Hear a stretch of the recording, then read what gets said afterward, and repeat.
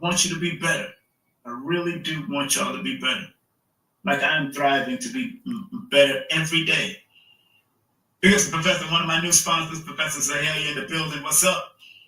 If y'all want to contact her for spiritual and physical advice, consultation, classes, workshops, and seminars, online or eye to eye, you can contact at that number 562-888-FIST. That's 562-888-FIST or 3478 Raw Life Defense. That's her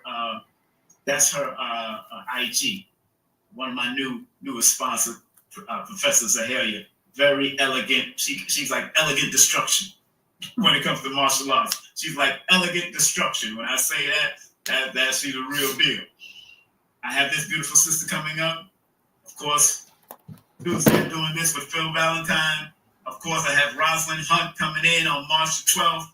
I got Cinnamon Moreau coming in. Grandma's Secrets coming in. I got Mama Ella coming in on the 19th.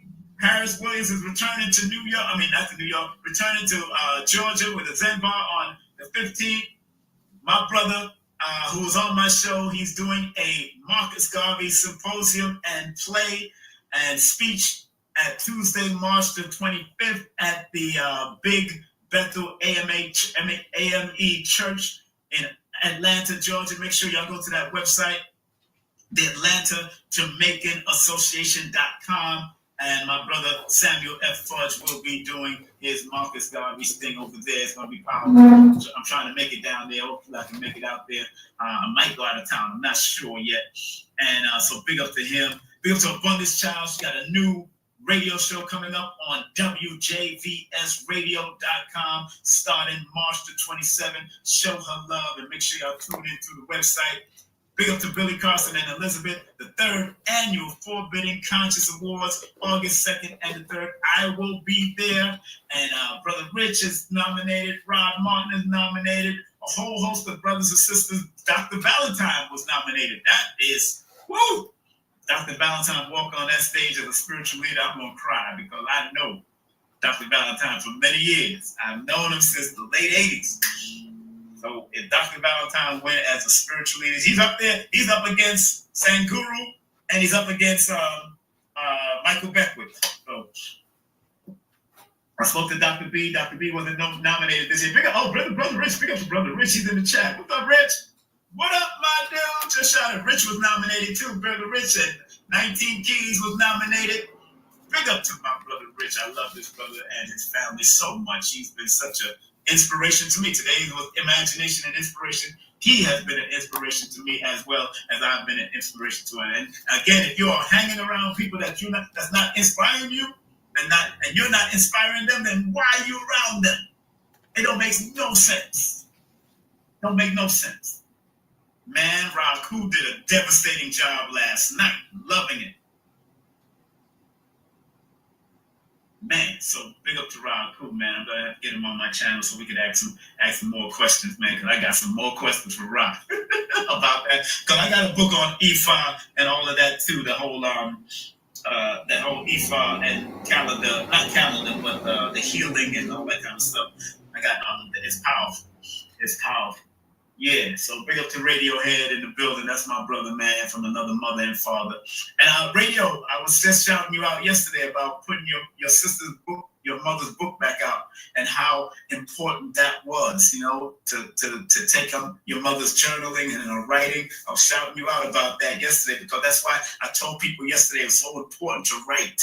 Journal, because you never know which one of your children are going to find your notes or find your book and put it out for you. I'm so proud. I got that book. I gave it to my grandchildren. So I know it's so important, brother. Thank you very much for that inspiration. And I got to thank Bob Marley's children and turning them into book form also, like I'm doing. I turned one of my lyrics, Let We Tell the Story, into book form. From my reggae song, Let We Tell the Story, I turned it into book form. And this also is coming out from one of my songs that I sung back in the 90s, Strive to Live a Positive Life. That comes from one of my lyrics that I wrote. And Bob Marley's children inspired me just by that. And then I started imagining me writing my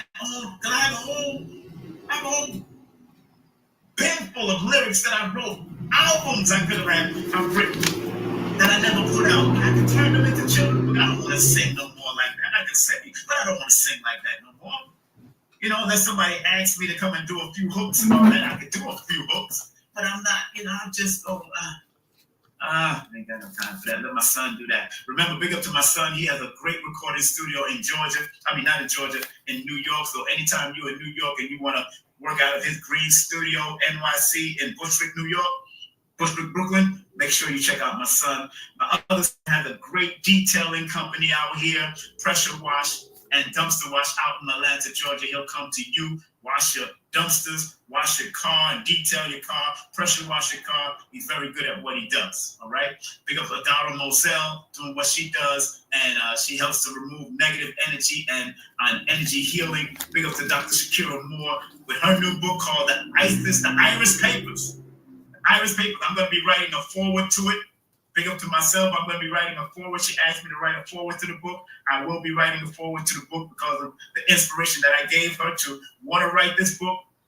Also, Color Curiosity. She's one of my team members. Color Curiosity, Color Therapy, Feng Shui in your life, Perk in your life.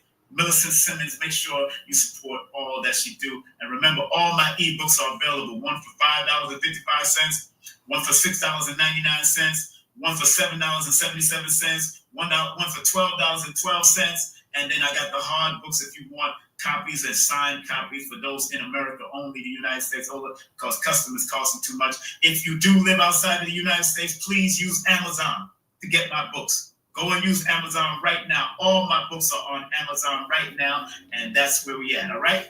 So, family, you have been watching the numerovational, spiritual, and physical importance of imagination and inspiration. Take care of yourself. Be safe, be great, be wonderful. And remember, family, I love you because I love me. Take care and be strong. One love. That is our brother. I was listening to it, and and I just might as well get a little inspiration from him. I hope he don't mind. That's our brother. We do need inspiration. We need inspiration, and we need our imagination. White folks been giving us the vision this whole time. Good day, family. Good day and gratitude. It is so beautiful outside. I had to let my blinds up. and let some sun in. I wish the sun was shining right in my apartment. That's how much I love the sun. I love to feel the sun. Yes, I wish I had the sun shining right in my apartment. It's so good to see y'all. How you doing, Aya? It's so good to see you. Yes, I'm learning. I am learning, and it's so much to learn. You know, where I'm from and stuff, we just never got any of this knowledge that you all have. And I'm so proud of y'all to even, be interested in it and to keep it. Y'all have kept it. Y'all the ones that's kept it. My mentors, I know y'all out there and we think alike. I know this. But my whole life, it was so many opportunities. Not just me, my sisters, my aunties. If they only had this information, if we only could make sure that all of us get it. No child left behind. We should have been making sure our children wasn't left behind. I feel a lot of regret and remorse about that for us, on behalf of us, because it costs us so much. That's why I be into everything. I'm trying to read numbers too. Yes, this right here was on numerology. Numerology, y'all. It is so much hidden from us. It's hard. It's hard not to be bitter. It is for me. It's hard. Yeah, I feel betrayed. I don't have no angst in my heart for no vengeance and stuff, because vengeance belongs to the ancestors. They lied about that too. Vengeance belongs to the ancestors, y'all. White folks lied. Let me get my water. White folks lied about everything. If there's nothing you can't take as truth from white folks. Nothing. And all of our scholars and Yeah, I'm drinking this old tap water again. And I got my straw. All of our scholars, and our experts, I really truly wish they would let us know that we don't have to spend eternity forevermore with white folks. It's time now.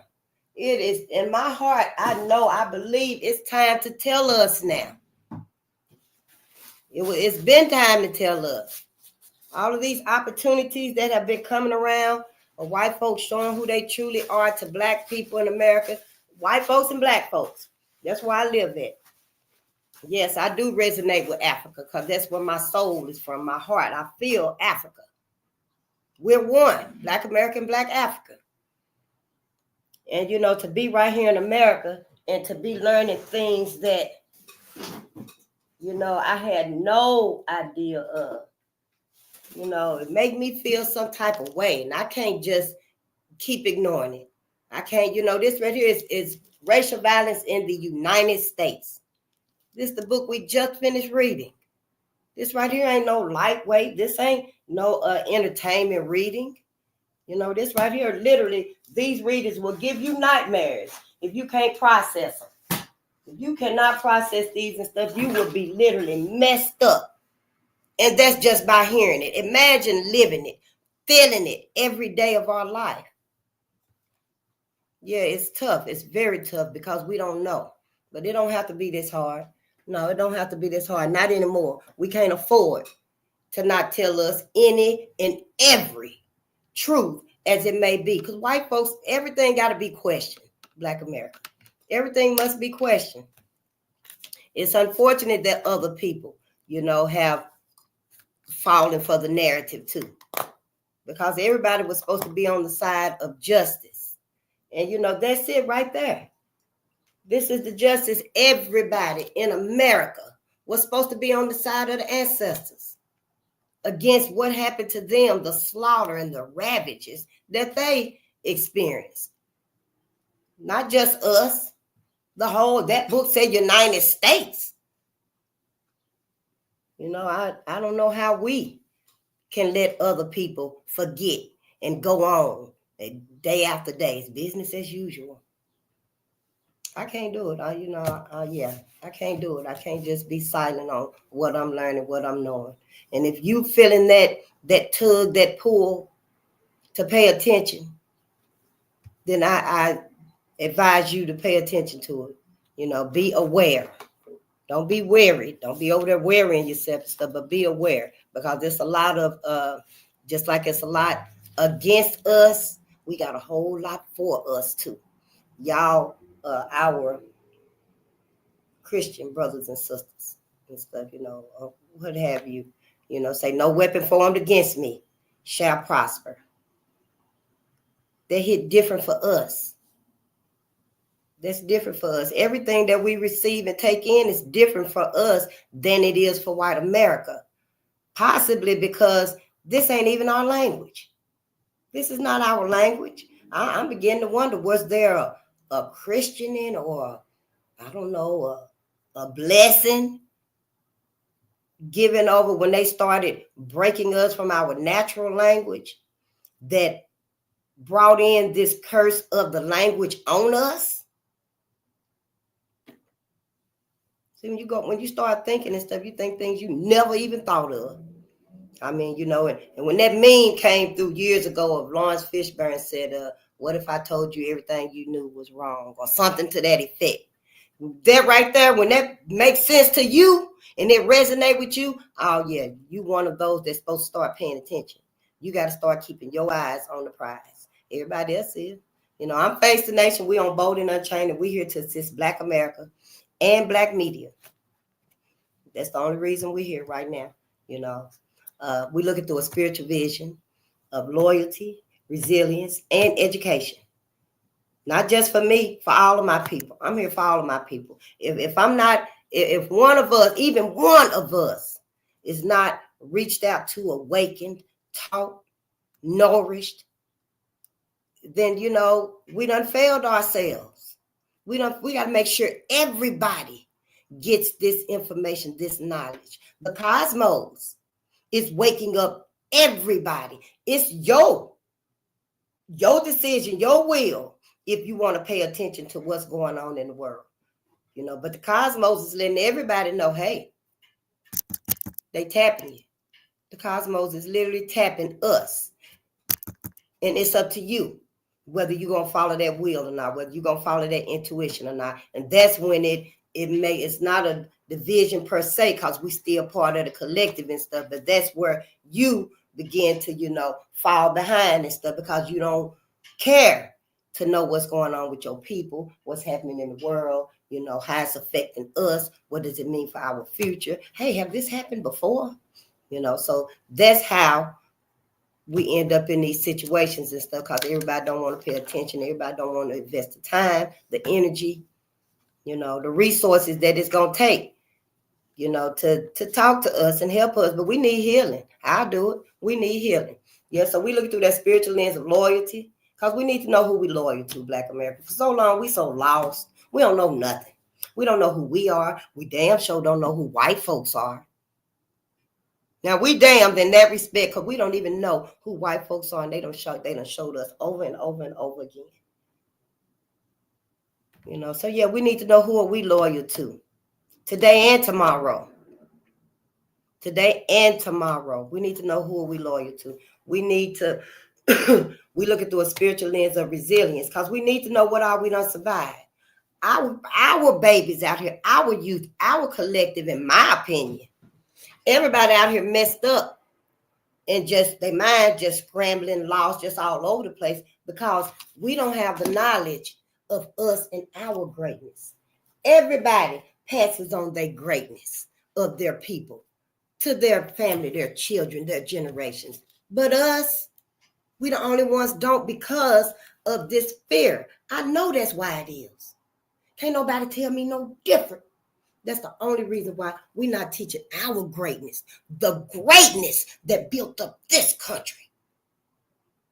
Now it pisses me off that we sitting here and we still scared of white folks. Yeah, I feel some type of way about it, because these are children, y'all. Hey, white folks ain't built up. Now we got our children thinking, school ain't even got to be no more. It's already ingrained in us, the glorification of the white man. It's already ingrained in us. They already done brainwashed that lie, that myth, that narrative in us as a people. And because we have encountered it, on a whole collective, right down to the nitty gritty of us. We didn't get it down off in there about our greatness. That's where this narrative began to take effect with us. That's when it started to take effect with us. And now look at us. Our babies don't know nothing. And I promise you, if you just give them a little time, find that book. You know your babies. You know your sons, your daughters, your nieces, your nephews. You know your family. You know our children. Find that book.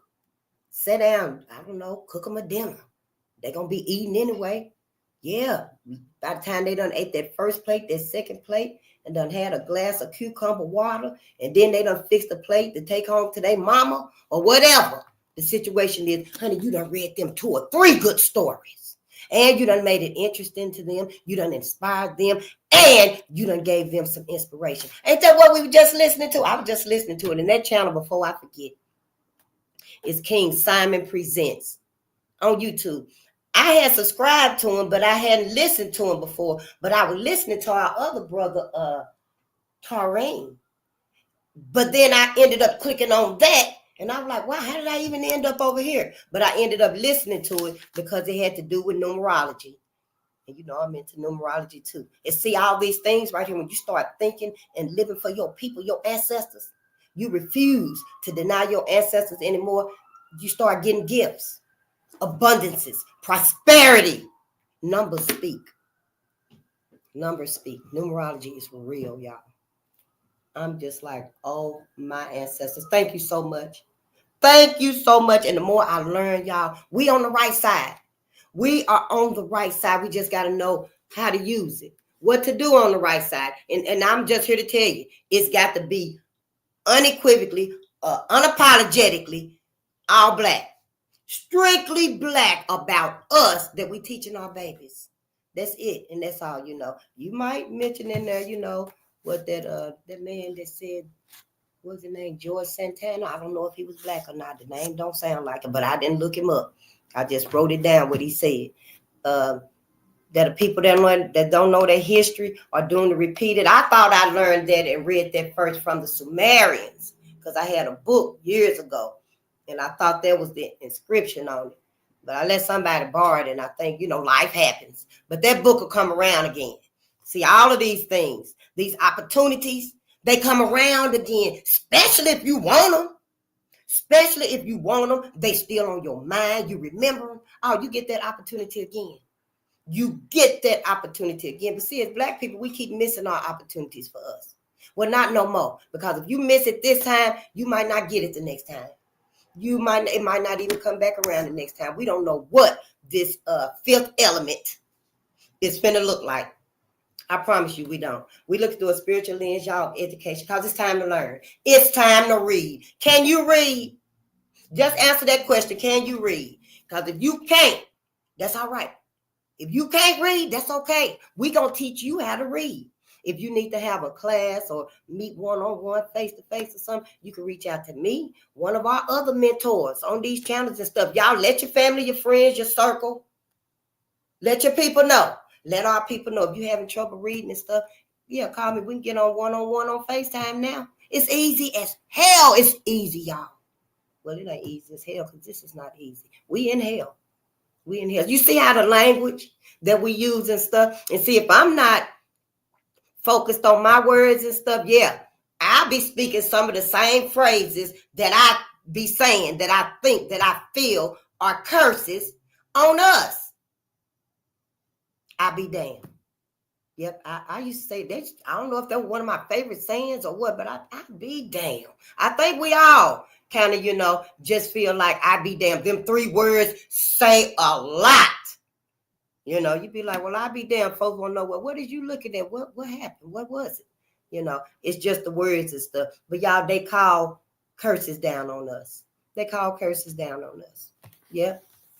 I would even go so far as to say that right now, while we in this whole learning of communicating, if you will, again, even through the words and stuff, is the best time to add numerology, learning about numerology and the words of numbers. Numbers speak. So that way, we learning at the same time. Our minds can do it. We the big brains. We are the big brains, y'all. I'm going to have to tell y'all. Y'all know the camera is off of your eye, Black America. The camera is designed off of your eye. Yeah. The audio is designed off of your ear. A car's circulation of a vehicle, how your oil run through and everything like that, that's off of your digestive tract. I wrote it down somewhere. I've been trying to get all my notes and stuff together. But that's off of your digestive tract.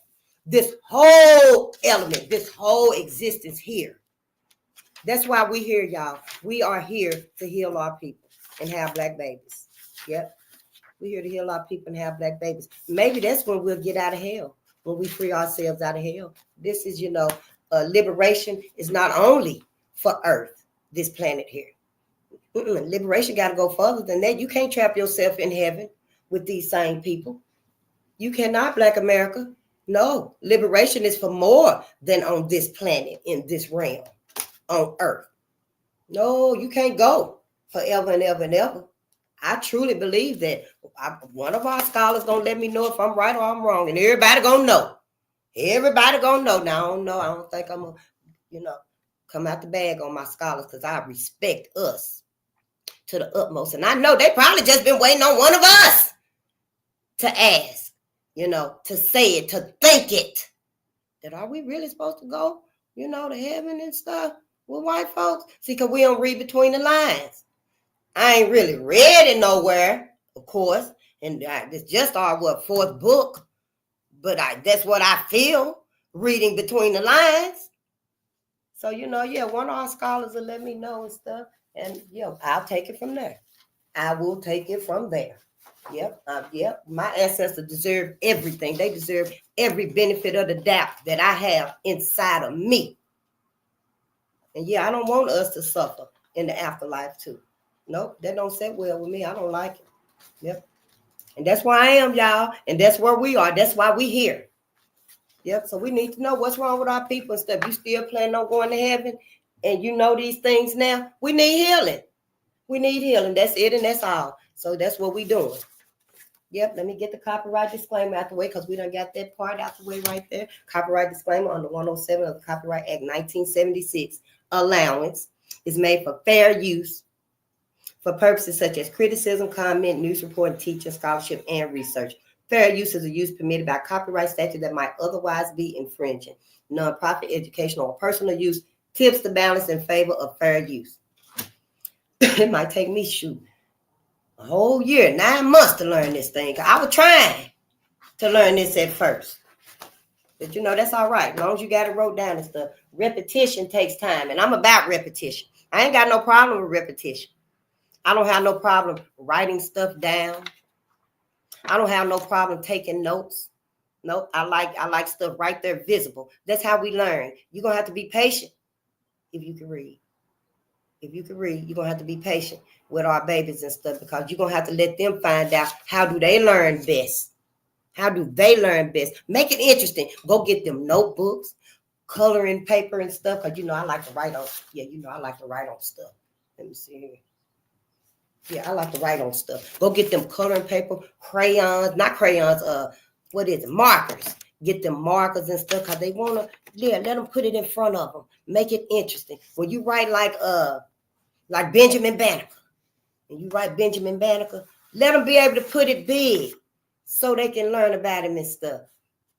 That way, they can, instead of having posters of celebrities and NBA stars and shit like, no respect, no disrespect and stuff. But you know what I'm saying? They'll have stuff like this right here. This right here was Mary McLeod Bethune. Mary told us, and I done misplaced our pencil again too, but I find, yeah. She in there somewhere. Yeah, I'll find. I ain't took her out nowhere. But Mary said that, Mary started her school for $1.50.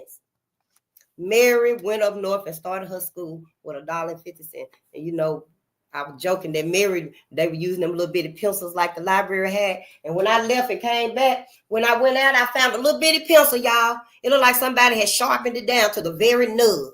You can see them writing like that right there, with that little bitty pencil. But it was just confirmation. It was confirmation for us. So Mary said, because we were talking about, we got to talking and stuff and studying. And we was, I think we was on religion and maybe spirituality, whatever it came to be, however it came to be. But Mary and them didn't have paper. And Mary was like, no, we use leaves.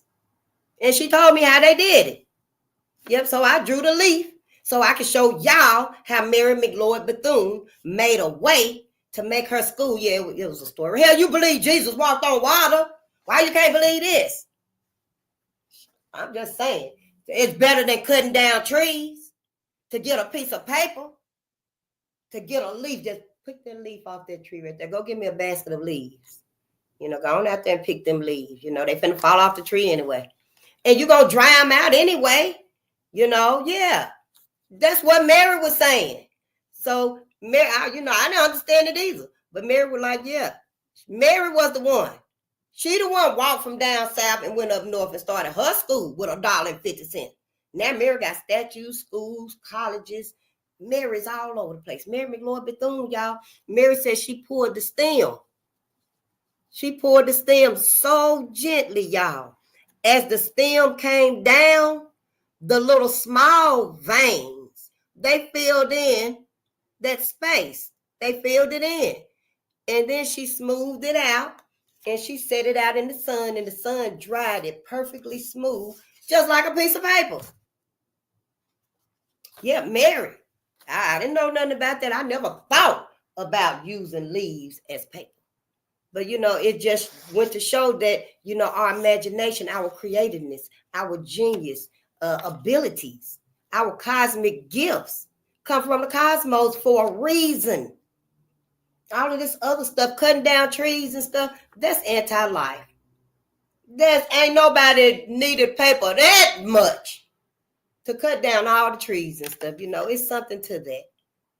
I mean, even right down to y'all drinking milk. It was something to that. White folks got us hooked on milk when we couldn't. It seemed to me like when we couldn't breastfeed their babies no more. They had y'all. They had our ancestors breastfeeding their babies and couldn't even breastfeed our babies. Had breastfeed our baby. Your baby got to get that last little drip before you went dry till you make some more milk. But when we couldn't do that no more and stuff, it just was like, dang, there go milk. There's cow milk. And now we drink cow milk, pus and blood. Oh, I wish we're going to see that video. I'm going to look it up so y'all can see that milk shaking around in that jug. And you can see the blood mixing in with it and stuff. Oh, then they bleach it. Milk looks so white and clean and innocent and pure, don't it? And then you drink a real big old glass of it. Oh, my ancestors. And you don't even know. But I digress. Yeah. But anyway, that right there was against you, Black America. Everybody drinking it, yeah, but white folks got animal DNA anyway. It's already known. It's an already known fact that white people got animal DNA. So don't even be coming at me and shit about that, because I'll do some research. I will do the research and prove it. Now, you prove that they ain't got it. That's what you do. You prove that they don't have animal DNA, because I ain't got to prove nothing. Their very actions show me. See, my mind is very vivid. I could see them running through the jungles, running through the neighborhoods, through the wilderness, chasing my ancestors. You don't know who was the worst. The dogs, them hound dogs, or them clan sisters. You don't know who was the worst. So I advise y'all to shut up and listen. That's what I advise Black America to do. And I ain't even trying to be funny with y'all and stuff, but we ain't got time to sugarcoat shit for you. I don't. I ain't no sugarcoat nothing over here. We don't need sugar no more. No, y'all need to tell this like it is. Just tell it like it is. And white folks need to go ahead and let us the fuck go. You don't want it to be known. White folks, no, they don't want none of this to be known. No, they don't want to face none of this. So why the hell you keeping us around? Because they want to make sure we don't come up. Yeah, why not? Where's the anti-life coming from Black people? I'm just asking you. I'll wait. I need some water anyway. Yep. You done thought about anything? Anything that Black America has done that's anti-life collectively? Yep, I can't think of nothing either. Nope. Trusting in white America, believing white America gonna change towards us, and they not. Oh, my ancestor! Did y'all see that video from our brother Taylor House Publishing? And the damn police done held a gun on the baby, 3 years old, and the mama. They on the ground at gunpoint. And the baby said, please don't kill us. That's what our baby said. That's what the baby said. I didn't even watch it. But I just want y'all to know, what Martin would have said, judge white America by their culture, by how they treat your people. It's time for you to do that, Black America. It's time for your ass to do that, because just because Sabrina is treating your ass okay and her family is calm, when you over there and stuff, that don't mean a damn thing when your ass ain't around and they out in society with your people that you don't even know. So Martin would have said, hey, Black America, it's time to judge white America by how they treat our people out here in these streets. In this country, where we at right now. I know I'm just learning about Africa too. Oh, honey, Africa. Africa standing up, though. I'm so proud of Africa for standing up. Yeah, stand up, because you got everything. You already got, Africa already got it. You already got the abundance and the prosperity, the elements, the gold, the silver, what's that word? The opal? Oh, the cobalt. Yeah, the copper. Did y'all hear about that mountain months ago that collapsed in Africa? What was that mountain in the Congo? And the miners, Black men, was in the mine. They was in the mountain. They was in the mountain mining, and the mountain collapsed. All the people that was out on the outskirts of the mountain, crying and wearied and meditating, praying, meditating, for their safety. And then when the camera went up to the mountain, you seen our brothers, probably some sisters out there too. And honey, they were digging in the dirt. They had shovels, whatever they could get to get the dirt off. The mountain collapsed. And brothers just started diving through, coming out, y'all. Yes, it was, I can't even explain it, y'all. It was, I'm going to have to find that video too. Because it showed me. And then inside the mountain, it was full of copper, y'all. That's it. It was full of copper. So see, Africa, stand up for yourself. Black Africa. Because we're going to stand up for ourselves over here too. Come hell or high water. Yep. Black America going to stand up too. We doing it now. We're a little afraid. See, we ain't really got nothing to work with over here. And when I say we don't have nothing to work with, we don't. I mean, nothing physically to work with, We don't have any riches or anything out here and stuff. So what you got to do, Black America, what we got to do, what I got to do. And I be practicing my own, thoughts and stuff too. That's why I'm telling y'all this, because this is what I do and stuff. In the summertime, you go outside, take your shoes off. That's your prosperity and your abundance. Grounding with the soil. Take your shoes off so you can ground with the soil. I think it's this summer. I'm going to start sunbathing. Yep, I'm going to start sunbathing, honey. I sure am. I'm going to get I ain't going to have on no bathing suit or nothing, but I'm going to give me some little shorts and a little bit of top, and I'm going to go and lay my ass in the sun. I sure am, and I'm going to have a book reading while I do it. That's what we got to do. See, those right there are our prosperities, our abundances right now. It's because that's going to give you the inspiration and the imagination that we just learned from our brother, because you are contacting, you being direct with Mother Nature and with the cosmos. So, yeah, that's how, we're going to get our start. Oh, no, come on now. Oh, let me go take this because I don't know who it is, y'all. It might be important. It better be. Because don't call me and stuff if you know you ain't talking about nothing.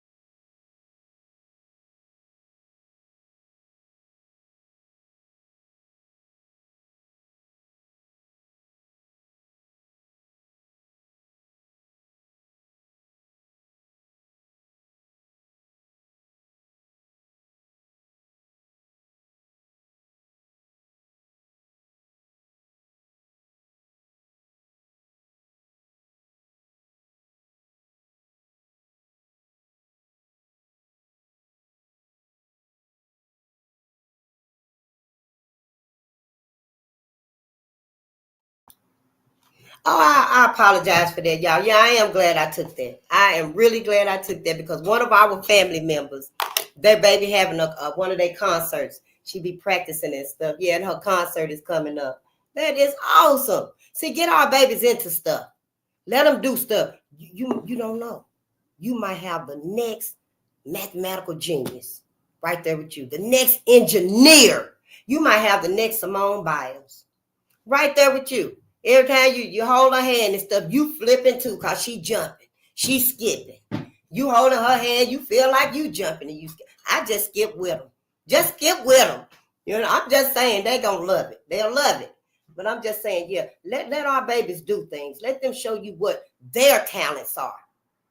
Shit, I know I can't turn a car well. That don't mean my baby won't. That don't mean she not meant to be the next Simone Biles. If I could turn a car well, I'd be out there flipping with the babies and stuff. Who the hell is that? Where your glasses at? We be out there looking for my glasses. Face, where your glasses at? What you doing? Oh, girl, I done dropped my glasses somewhere. Shit, yeah. I mean, it's the babies and stuff. We're going to do anything. Do it for our babies, for our children. They so lost out here. They so lost out here, y'all. It make me feel like everybody love it that we don't pay no attention to our children, to our people. Everybody seem like they love it. They okay with it. you know, and we feel like since they okay, we okay, but we not. Let's read, y'all. Let's read so we can get some goodness. You know, that's why we're here to heal our people. We need healing. You know, I don't. Let's get some shouts out first. I don't know what these people thinking about and stuff, honey, but they don't lie to us about everything. Show how y'all remember. I finally seen the Atlanta brawl, and when the brother threw their hat up, that's it. That's it. Yep. Everybody finna really be mad now, because we finna start teaching our babies. We finna start teaching us. Yeah, it's about us now. We getting our village back, basically. We're getting our village back, and I am so glad. Good day, Leah. Oh, I love you too, my sister. Yes, Mary Bethune. Yeah, how we forget some days. Yeah, I didn't know about Mary. Oh, you love to write? That is awesome. Go ahead and write your books, because I would be happy to read your books. If you go, write for us and stuff. That's beautiful. I love to write too. I love the pen and the paper. I'm really not a fan of technology and stuff, but I understand if we don't use it, we're going to be left the fuck behind. Yeah. And when we get to that, I got some notes on, some technological stuff too that'll benefit you and other people and stuff. Just because I don't, resonate with it, maybe some of y'all will and stuff. And it's all good for you. It's beneficial. It's prosperous. I look for them and stuff and find them, because technology is a tool for us, even though it's built against us. Hell, technology really ain't nothing but the manipulation of us put into the technical format, if you will, the digital format. I mean, now that I done learned that the eye, the ear, even the car's circulation system in a vehicle, all of that is designed off of our bodies. So yeah, we can master AI. We can master this technology and stuff like that. I'm willing to learn about it. I ain't saying I'm going to, master it and be precise with it. But yeah, I'm willing to use it. But I ain't going to never give up the pen and the paper. And I want to say on that note, don't you let these folks stop your baby from learning how to write in cursive. That's how you sign your motherfucking check. You got to do a signature to sign your check, your lease agreement, your loans, any important documents. You got to sign your signature. If you don't sign your signature, you don't know, they might turn around and say, oh, this void. You were supposed to sign right here in cursive, right? Don't let them, these folks, white folks, the government, whoever the hell it is, don't let them folks take away these skills that our babies need. When this education system, they slap it down and it's done, you better be ready to read. Start reading now, because we got to start teaching our babies and stuff. And yeah, go ahead and get rid of that Amelia Bedelia shit. Set it in the lobby for some more kids, white kids and stuff, other kids that really don't, it ain't gonna hurt them. Because our kids need to be learning nothing but us right now. All about us right now. When they get a little bit older, you're gonna have to teach them about white folks. You're gonna have to teach them about white folks when they get to that mental capacity where their mind can handle it. And they don't, every time they see a white person, they be telling you, mama, look at them white folks over there. You see them white folks looking at us, mama. So yeah, don't expose them to this right here until they up some age and stuff. I would say maybe 16. I don't know. I just made my channel where you got to be 18. Because if your mind ain't ready at 18, then you should have kept scrolling anyway. But yeah, do it. You're going to see that as soon as we do this, y'all, we're going to see the immediate success within our collective. Yeah, everybody going to be online. Oh, honey, yeah, last night we almost got to fight. I was trying to get that little girl to read, honey. The little girl threw the book up and it landed up between the ceiling fan. Oh, girl, we were finna fight. Everybody going to be talking. Honey, I had to go for a walk last night. I was out there walking for 30 minutes trying to get that little boy to read. Yeah, it's going to be some stories. But see, that right there is just because it's new. That's just because it's new, y'all. They're going to be like, what the fuck is this? I ain't reading that shit. That's what they're going to be like. But it's okay. Let them go through that, because our ass should have been teaching them when they was in the womb. We should have been reading to them as soon as they came out. What else is you doing? You got the newborn baby. What else is you reading to the baby? Nothing. You on the phone scrolling, some bullshit. Maybe the baby listening to Judy's, what's her name? Judge Judy in the background. Mari, Hell's Kitchen. Shit, some bullshit in the background. So yeah, what else is there to do while you got that beautiful newborn baby there? That is not a sinner. The perfect time to be reading with your babies about our heroes and stuff. Can you remember your baby get like 2 years old? Can you believe like your baby get 2 years old and they be like, Mama, yeah, tell me about Robert Smalls. Because you've been telling them about the stories, our ancestors, our heroes and sheroes, since they was babies. They would be the ones to grow up with the knowledge. Remember Dr. Frances Cress Welsing said that, she was a psychologist and stuff. And she's so sweet. We love our ancestors. That's so funny. And she said she was talking to the kids and stuff. And she asked the little boy, don't you want to help black kids, help black people? Don't you want to do something for your people? Because she knew that he was so intelligent, y'all. She knew he was intelligent. He was a genius. But he was always mad. And Dr. Francis said he was like, no. And she said, why? He had his arms folded. And she said, why you don't want to teach your people? And he said, because they'll kill you if you teach your people. You try to help black folks. And he started naming off everybody. Fred Hampton, Mark Clark, Martin Luther King, Malcolm X, Medgar Evers. She said he started naming off everybody. And she said she immediately was like, his IQ was going up, up, up. Just because he knew the knowledge that we have, y'all. That we have. Yeah. That's it. Knowledge is our key. You see these keys right here? And the ancestors gave it all to us. That's why you, Black America, you dominate everything. And see, now it's time for you to evolve, Black America. These keys that the ancestors gave you to dominate everything. Dominate everything. You're a gardener. You're supposed to have your own homestead. I'm supposed to have my own homestead. Yeah, we ain't supposed to be living this 8-hour work, 8-hour sleep, 8-hour whatever the other one is and stuff. We ain't supposed to be on that curriculum, that motherfucking time schedule. See, we gotta evolve now. We gotta evolve. We ain't been paying attention. This was then. This was the first. This was our first evolving. And we've been here for a long time after we got out of slavery. When we got out of enslavement, they're right there. But now we got to evolve. Oh, yeah. We got to evolve and become more than that. See, the times have changed. See, it's the same thing, but it's done evolved now. It's done got more insight, more inspiration, more information. Like our brother was saying. Yeah, more imagination to it. So we got to evolve with the times.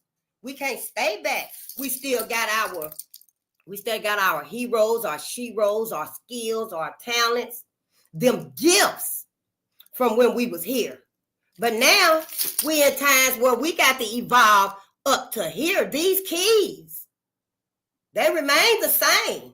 But yeah, we can evolve them as the times change. See, we ain't even supposed to be in this time where we done let it escalate to where, hell, you might wake up and it's going to be Robot Sophia standing over you. Yeah. Robot Sophia, the motherfucker done got in your house. Alexa done opened the door and let Sophia in. Sophia done rolled her ass in your house so quietly. Yeah. It's fucked up. But see, that's where we done let ourselves be dragged to. I know, honey, the imagination, honey. Yes, it ain't nothing like ours. Sure ain't. It ain't nothing like ours, honey. Ain't nobody putting me to sleep. Sure ain't. You a damn lie. You is not putting face to sleep. Honey. That's why I always keep my ancestors first and foremost. Yes, honey. Right there. Right there with me. They behind me, beside me and stuff. Yeah, they chilling because they see I'm right here doing what I'm supposed to be doing. So my ancestors are always with me. They always with you. You just got to let them be. You got to let them be. Make them comfortable. Invite them with you. Invite your ancestors with you. My mama, my grandmama, my great-grandmama, my uncles and cousins and stuff. Yeah, they all around me too. Yes, and I want them. You ain't got to go nowhere. Where you going, uncle? Yep. I'll be like, where you going to? You know. Honey, white folks done lied to us so much. Yep. So let's read, Oh, my ancestors. Do we want to read this part again right here? I think we do. And we read this right here some yesterday. But I do recall, I ain't going to be long, I'm just looking for this book, but I'm going to talk while I find it. I do recall that, where was it at? In Ohio somewhere? The Klansmen, honey, done started walking down the street in the black neighborhood. This was a couple of weeks ago, maybe a month ago. Done went in the black neighborhood, walking down the street with their flags, they robed, they regalia or whatever you want to call it and shit. The dress or whatever, they had that on and stuff, And the community ran them up out of there and said, get your ass up out of here with all of that and stuff. And then I saw something the other day that, they up to something. Yeah, the Clanimals are up to something, And I just want to say for my people and stuff, you never should have thought that everything was okay. Because now you don't know who the hell going to the meetings and stuff. Then our brother Preston Coleman, that was at the VFW. And at the VFW with all these white folks that it seemed like they were friends. Everybody knew everybody. Because his father used to go to that VFW. Except for that one man that attacked him. He the only one that seemed like he was just a random person. We'll have to look at it again and stuff, but I watched it once or twice. I think I even shared it once a couple of weeks ago, a couple of lives ago. But it just seemed to me like, damn, well, who set that set up? Who did that? I mean, why would y'all call this man, this random stranger in here that y'all know, but Preston don't know this man? And then this man, he's sitting at the bar with Preston. And then it seemed to me like all of a sudden I didn't even take notes on it and stuff because I sure would have.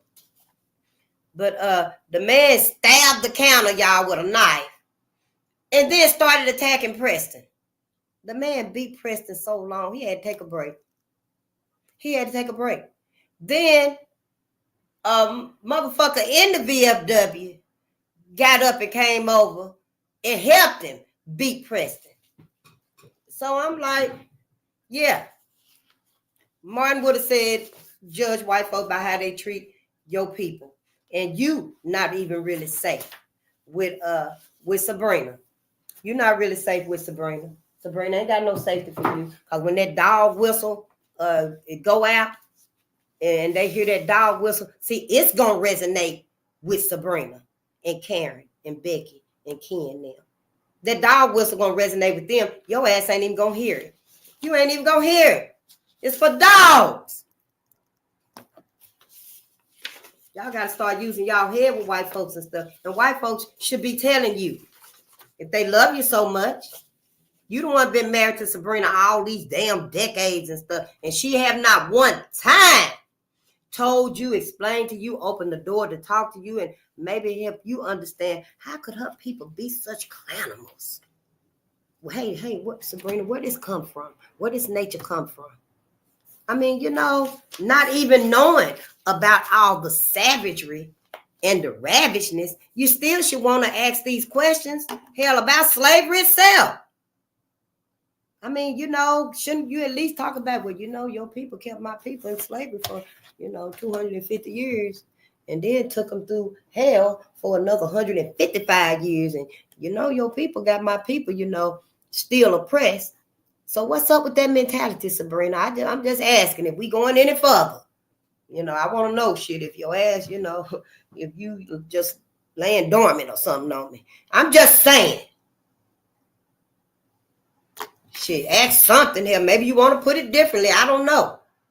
Because it seemed to me like, damn, white folks don't want to be human no more. I mean, they don't want to be mankind no more. Is that it? See, I don't know how this truth is going to reveal itself. I just don't know. I ain't never thought like this. We ain't never thought about these things. What does it really mean? I'm not here to sugarcoat no shit for nobody. I'm just grateful that I at least made it here to tell your ass, Black America, don't go to heaven with white America. Do not. If you got any questions, read the book first. Go get it.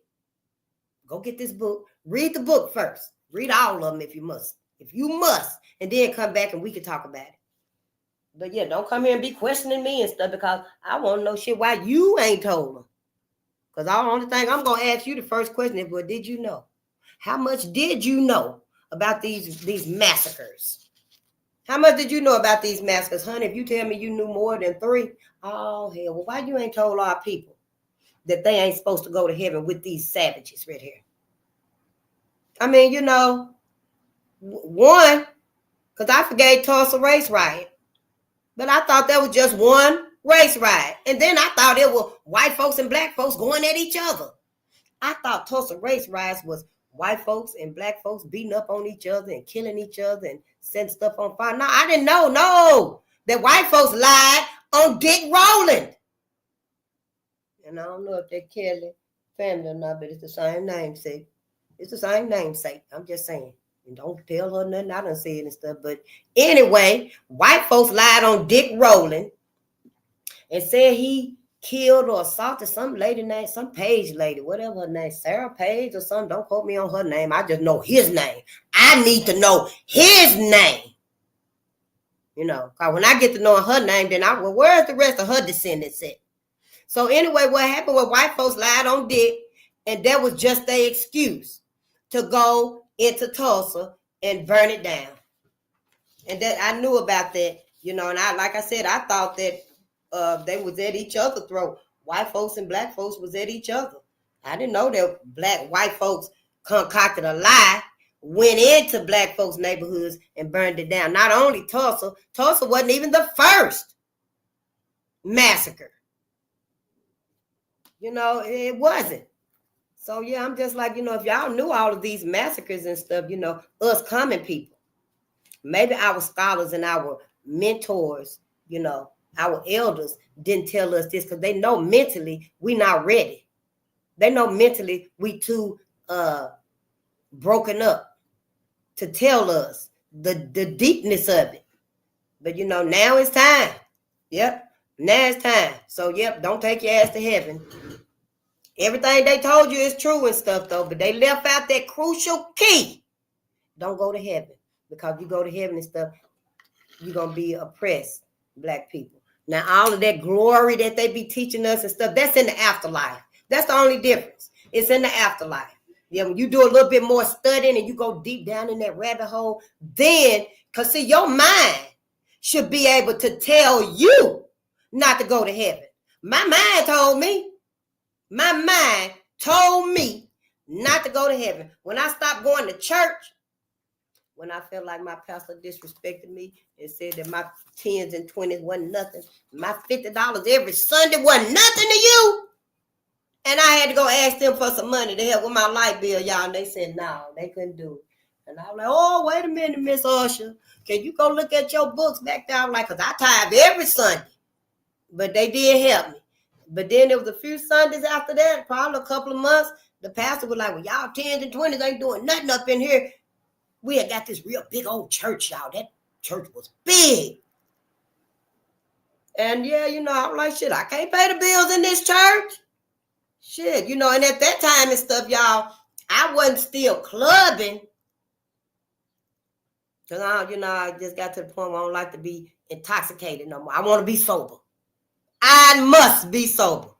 And yeah, you don't know. And so what happened was stuff, I knew that some of the congregation still, I knew Sister Ash was out at the club the night before because her ass smelled just like liquor. We sitting right there, I'm into I love the music of the church and stuff. You know, yeah, I'm all into the song and stuff. But soon as I sat down after the music and stuff, oh, honey, you can smell all that alcohol. So, yeah, I was like, you know, first of all, you shouldn't have went and got this big-ass church right here. Because everybody ain't at the same mentality to bring in $100, $150. Yeah, I'm going to tithe this right here this week, Pastor. Everybody ain't got that mentality in church and stuff. So when the pastor said that right there, yeah, I felt some type of way, and I quit going to church. I was like, well, my church will be the community. Because, you know, I started protesting around that same time, probably before or after I think it was before I quit because I was wondering why, how come my pastors and stuff, the church ain't out? Because I would see the other pastors adding and stuff, and I used to be wondering why my pastor ain't out here. But then, so that right there was an indirect withdrawal from that whole matrix, that whole crutch. Religion is a curse. Religion gonna take all y'all to hell. Yeah, to heaven, you're gonna be the white. Louis Farrakhan said heaven is the white man's hell. Yeah, you're gonna be in another type of hell. You go up there. Yeah, I didn't know none of this, y'all. Sometimes I'd be like, wow, I just sit and think about it, and then I'd be like, just get out your head, face. Get out your head. Because it's so much. Nobody ever told me this, honey. Yep. This is all I got to talk about for the rest of my life. Black people and white people. Yep. The theft of melanin, if you will. I still ain't found my book. I think it's Booker T. Washington, though. I think I put his name on it that I'm looking for. Here it is right here. Yep. Booker T. Washington. And I have wrote some stuff about him. And I remember writing some stuff about them clans when we were reading that book right there. The Red Summer. And racial violence in Kentucky. I don't think it really talked about the Klansmen and stuff. But I went and did some research, honey, and came up with all these subgroups of the Ku Klux Klan. Yep. I'm going to read them off tonight and stuff, but not right now. But I just brought it out because the book, Dr. Claude Anderson, we reading More Dirty Little Secrets, Volume 2. I ain't got Volume 1. But you can go to Amazon and get Dr. Claude's set of books. It's 5 books, y'all, for $100. You're going to pay like $124 for all 5 of them. You'll get it in like 5 to 7 days. You got money and stuff. You can get your books the next day with that express shipping. Yep. And then we'll all be reading and stuff. We'll all be reading. I got it now. I think I can share my screen. I don't know. I see something on the side over there. It looked like 2 monitors or something. So I was like, whoa, can somebody come in? Mm-hmm. But see, this was we read yesterday. And I knew I had took some notes in this book right here on the KKK subgroups. Some of these gangs, they active. They still active today. So I'm like, what do you mean? They still active? They still around? Is that what you're saying? But yeah, we see that because we see them, going into black communities and stuff, y'all. We don't even know. Yep, I don't want to lose this page right here. So I'm going to, I would read some of them to you, but we're just going to read this right here. Yeah, it's deep. It is. Keep your eyes on the prize. Everybody else says. Just keep your eyes on the prize. Secret protective organizations. Secret protective organizations. That go to show you right there that white women, you still got to call. You still can call your dogs off. You can call your clanimals off. White women can call their clanimals off. White women can teach. They should have been no done this. Should have been no taught their sons, their nephews, their grandsons. If they'd have started like maybe 20 years ago, 40 years ago, hell, if they'd have started 10 years ago, we would be in a better situation right now. Yep. Hell, everybody done. What's that man named Jonathan Cazole? And I forgot what he was. But he the one said that white education ain't nothing but, in other words, the glorification of the white man. He said United States education is nothing more than the accomplishments of the white man. White woman, yeah, they can call their dogs off, their clanimals off. So these are their sons and shit.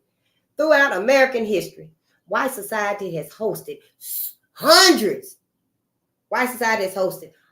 of legal and secret. Don't nobody even know. You don't even know who the hell your sister done married. Yep. Legal and secret, extra legal organizations that terrorize Black Americans to maintain the racial status quo. Centuries ago, the White Camellias, the Black Horse Brigade, the Knights of the Rising Sun, the White Brotherhood, Constitution Union Guard, the Ku Klux Klan, and numerous similar organizations operated with near impunity to exploit, control, and kill people of African descent. Yeah, just Just start your clan up and go kill black folks. And they did it with impunity. Some of these groups and stuff, I don't think they on here, like the camellias, the white camellias. I don't think that's on this list right here. Yeah. Homework. I'll find the right phrase for that, but you get my drift. We got to start. Yeah. In modern times, the nation is riddled with secretive white hate groups, white hate organizations, such as the Ku Klux Klan, Neo-Nazi, Neo-Confederate, National Association for the Advancement of White People. Oh, I wonder when we look that up, y'all, is that going to be before the National Association for Colored People? The National Association for the Advancement of Colored People. Was this before or after? Because if this right here came before the National Advancement, the NAACP. If theirs came before, then that means hell, Mary White Overton or whatever her name is.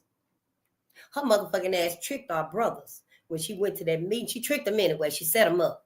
Because she went to that meeting after it was a lynching, a real bad, brutal lynching, y'all. And the black men, I think it was their organization, their movement, Niagara Movement. I got the note somewhere. And they had the meeting. She went to the meeting. Why they let this white woman come in this meeting? Her ass took notes, went back to her white brothers, the white men, gave them all the notes, honey. They came up with a big old meeting and everything. They sat there and they brainstormed. They manipulated. They sabotaged all kind of ways that they could put this together, honey. Came up with the NAACP, took it right back over there to Booker now. To Booker now, W.B. Du Bois now. When we look it up, we'll see exactly who they gave to run this. They let run this. And there you have the NAACP. That's why it ain't even ours. So to read it right here in this book, NAACP, that's where there it is, National Association for the Advancement of White People. If your mind ain't asking yourself, damn, ain't that similar to the NAACP? And if your mind ain't asking you, damn, which one came first? I don't know. Maybe you need to keep reading. Because mine show is, I don't think I picked up on this yesterday. No. I picked up on, I had some of the Klan groups. Because, going back to this book right here, the man, William Joseph Simmons, revived the Ku Klux Klan in 1915. And remember, he said that it was a spiritual vision. He had a spiritual vision of robed horsemen. He talking about the Klan. Robed horsemen galloping across the sky in the map of the shape of the United States. When he revived the Ku Klux Klan, And he had one of the subgroups. I don't know if it was his or not. We got to look that up. But it was called the ABC. That was one of his pamphlets, labeled the ABC of the Invisible Empire. Y'all, I think that's a Klan. I think that's a Ku Klux Klan group. Because I remember seeing it when I was writing down these things right here. And I was like, wait a minute now, that sound similar to that. And it is. It's the true invisible empire traditionalists. Who the hell are these folks? Who are these folks? Who is you married to? Who is your brother-in-law? Oh, yeah, that's my cousin's husband. Been married for 12, 13 years, getting all the family secrets, sucking all y'all energy out and stuff. See, we don't even know. I've been learning about energy too. Quit letting people touch on you. Quit letting everybody touch on you and stuff. I'm a hugger. I always love to hug people. Now I don't hug nobody but my people that I resonate with. If I say something to you and you be like, oh yeah, shit, I don't want to touch your ass, shit. Hell, all I said was, keep your eyes on the prize. Everybody else, all I said was, only a fool will let his enemy teach his kids. All I said was, black people is sick and tired of being sick and tired. All I said was when the people show you who they are, you better believe them. You act like I said something so unmentionable.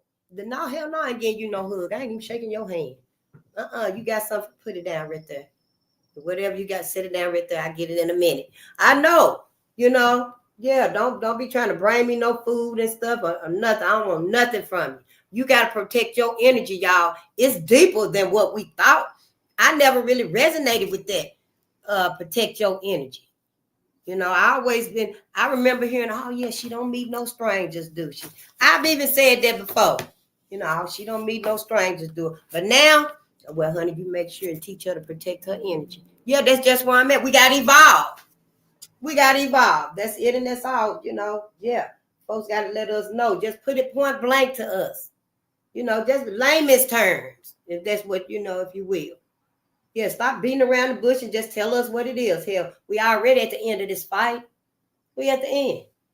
Yeah. Then y'all, you got the Southern White Knights, Council of Conservative Citizens. See, you wouldn't even think that these are Klan groups. You wouldn't even think these are subgroups of the Ku Klux Klan. Hell, I thought they were done with and gone. I thought white folks handled that. Somewhere along the way, I knew we couldn't stop it.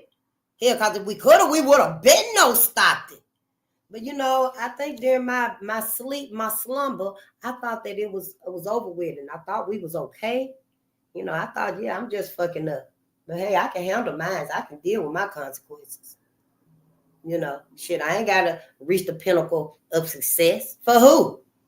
Shit, I'm just fine. I'm just comfortable right here working my ass off, paying my rent. Done paid $15,000 in 12 months. You know. But yeah, you know, I didn't know that we were so sabotaged and set up, hoodwinked, bamboozled. I didn't know we were so run over. You know, yeah, you wouldn't even think that these right here are Klan groups, subgroups of the Ku Klux Klan, or if you will. But the Council of Conservative Citizens and Women of Aryan Unity. Now, what is that? Aryan Unity? I do remember hearing about that nation, though. But, you know, that was neither here nor there. It just seemed like it was a passing trend or something. That's how they put us to sleep. Stop doing this to your babies and stuff, your kids. We're going to get into the language at some point and stuff because, you know, we ain't even got kids. Kids are baby goats. No, we ain't ready for it yet, but I'm going to tell you again. I done said it anyway in the beginning. Because, you know, the cosmos did manifest the black woman, you, sister. Cosmos manifested you, and the cosmos manifested the black man. Together, as one. Same time, probably. Yeah, probably at the same time. Manifested both of you. Yeah, and then nobody take no real from him and give it to you to make you. No, the cosmos just, you was a falling star. Yep, I don't know if when you hit the ground, you know, like a firework, when it hit the ground and stuff, and it, pew, pew, it go out everywhere. I don't know if when that star hit the ground, hit the soil, if you went one way and he went the other way, the sparks. And that was you. You manifested yourself. The soil helped you to grow. The rain helped you to grow. I don't know. Figure it out in your own imagination. I just know I got one. But, you know, all of this right here, it was all a lie. Everything was. Yeah, I'm going to start writing too, I guess, Leo. I don't know. But, you know, it's, yeah. If it ain't true, prove it ain't. Prove it is. Prove yours is true. You know, it's at least going to open somebody's mind up. But anyway, the cosmos manifested you, black woman. And the cosmos manifested you, black man. Yeah, and we give birth. So that makes you God and goddess, right? That makes you God and goddess. Everybody know that you be thinking God is in heaven. Everybody think that's God. It might be Yahuwah, Yahushua, Yahweh, and the other deities and stuff. You know, your gods that you call on and stuff, you know. So, in other words, you are God. That's where you come from. So what, you think that the cosmos manifested a seed and the seed was really a rock? That don't even make sense. A rock can't grow. A rock can't evolve. A rock can't progress. No, it was a seed. You were a seed. You grow.